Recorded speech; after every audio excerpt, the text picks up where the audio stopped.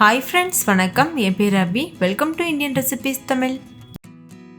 நம்ம இன்னைக்கு மீதமான சப்பாத்தி வச்சு நல்ல டேஸ்டியான லட்டு எப்படி பண்ணுறதுன்னு பார்க்க போகிறோம். இது செய்கிறதும் ரொம்ப ஈஸி. தேவைப்படக்கூடிய பொருட்களும் ரொம்ப ரொம்ப கம்மி. சப்பாத்தி எப்போவாது மீதமானதுன்னா இல்லைனா லைட்டாக கருகி போச்சுன்னா கூட நம்மளால் அதை சர்வ் பண்ண முடியாது. அந்த மாதிரி டைமில் இது போல் டேஸ்டியான லட்டு செஞ்சு கொடுங்க. ரொம்பவே விருப்பப்பட்டு சாப்பிடுவாங்க.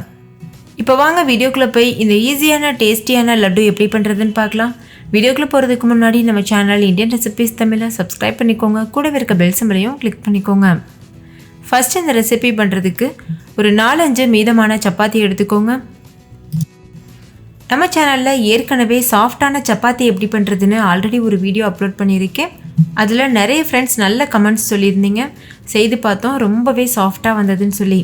ஸோ நீங்கள் யாராவது அந்த வீடியோ பார்க்கலன்னா வீடியோக்கு கீழே இருக்க டிஸ்கிரிப்ஷன் பாக்ஸில் லிங்க் தரேன், செக் பண்ணி பாருங்கள். இப்போ இந்த சப்பாத்திகளை சின்ன சின்ன பீசஸாக கட் பண்ணிக்கோங்க. பாருங்கள், இந்த மாதிரி. அப்போ தான் நம்ம மிக்ஸி ஜாரில் போட்டு அரைக்கும்போது இது ஈஸியாக அரைப்படும், நல்லா சாஃப்டாகும். முடிஞ்ச அளவு நல்ல குட்டி குட்டி பீசஸாக கட் பண்ண பாருங்கள். பாருங்கள், இந்த மாதிரி சின்ன சின்ன பீசஸாக மீத இருக்க எல்லா சப்பாத்தியும் நம்ம கட் பண்ணி வச்சிடலாம். இந்த ரெசிபி பண்ணுறதுக்கு நம்மளுக்கு அடுப்பு கூட தேவைப்படாது, மிக்சியிலேயே வேலை முடிஞ்சிடும். இப்போ பாருங்கள், எல்லா சப்பாத்தியும் நான் கட் பண்ணி வச்சுட்டேன். இப்போ இதெல்லாத்தையும் ஒரு மிக்ஸி ஜாரில் சேர்த்துக்கோங்க. மிக்ஸி ஜாரில் சேர்த்ததுக்கப்புறமா எந்த அளவுக்கு முடியுமோ அந்தளவுக்கு நல்லா நைஸாக அரைச்சிக்கோங்க. இப்போ பாருங்கள், இது நல்லா அரைச்சிட்டு வந்தாச்சு. இந்த அளவுக்கு இது ஃபைன் பவுடராக இருக்குது. இது இன்னுமே நம்ம அரைப்போம், அப்போ இது இன்னும் நல்ல பவுடர் ஆகும். இப்போ இதில் நாட்டு சக்கரை சேர்த்துக்கோங்க. நான் ஒரு 1/4 கப் அளவு நாட்டு சக்கரை சேர்த்துருக்கேன். நாட்டு சக்கரைக்கு பதிலாக நீங்கள் நார்மல் ஒயிட் சுகர் கூட சேர்க்கலாம். ஆனால் வெல்லம் சேர்த்து பண்ணும்போது டேஸ்ட் நல்லாவே சூப்பராக இருக்கும். இப்போ இதெல்லாம் சேர்த்து நல்லா அரைச்சதுக்கப்புறமா ஒரு மிக்சிங் பவுலில் சேர்த்துக்கோங்க.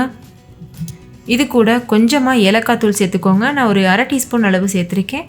கூடவே குங்குமப்பூ சேர்த்துக்கோங்க. இது நல்ல கலர் கொடுக்கும் லட்டுக்கு. குங்குமப்பூ ஆப்ஷனல், உங்களுக்கு விருப்பம் இல்லைன்னா நீங்கள் ஸ்கிப் பண்ணிடலாம். இப்போ இது கூட 1 டீஸ்பூன் நெய் சேர்த்துக்கோங்க.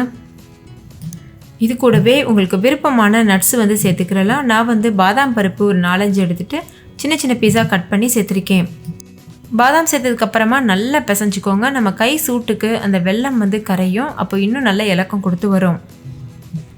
நல்லா பிசைஞ்சு எடுத்ததுக்கப்புறமா நம்ம இது போல் லட்டு போல் உருட்டி வச்சிடணும். நல்லா டைட்டாக உருட்டிக்கோங்க, அப்போ இது உதிர்ந்து போகாமல் இருக்கும். இதே போல் மீத இருக்க எல்லா மாவையும் லட்டு போல் உருட்டி வச்சிடலாம். இது கூட நீங்கள் நெய்யில் வறுத்த முந்திரி சேர்த்து கூட பண்ணலாம். நான் இன்றைக்கி சிம்பிளாக பண்ணியிருக்கேன். அவ்வளோதான் ஃப்ரெண்ட்ஸ், நம்மளுடைய லெஃப்ட் ஓவர் சப்பாத்தி லட்டு சூப்பராக ரொம்ப சுலபமாக தயாராகிருச்சு.